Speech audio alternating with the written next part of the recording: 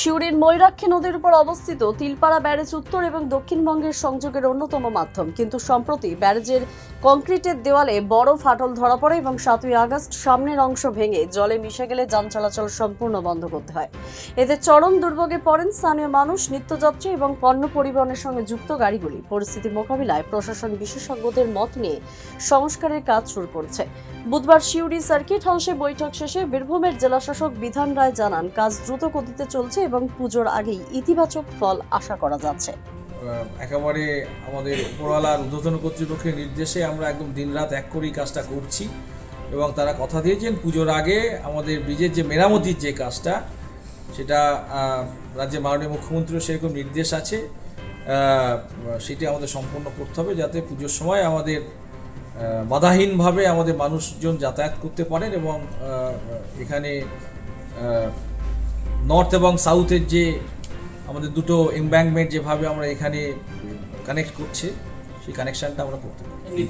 ভারী যান চলাচল আজকে যেটা আলোচিত হয়েছে সেটা হচ্ছে ব্রিজের স্ট্রেংথ বিচার করে, সেটা তো আমাদের টেকনিক্যাল ব্যাপার, সেটা স্ট্রেংথ বিচার করে সেভাবে ব্যবস্থা নেওয়া হবে।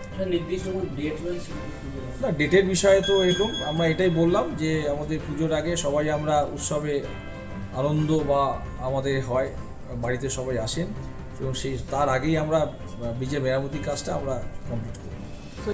বৈঠকে ক্ষতিগ্রস্ত বাড়ি, রাস্তা, কালভার্ট, সেতু মেরামতির এবং বৃষ্টির ফলে ক্ষতিগ্রস্ত ফসলের জন্য শস্য বীমা প্রদানের বিষয়েও আলোচনা হয়।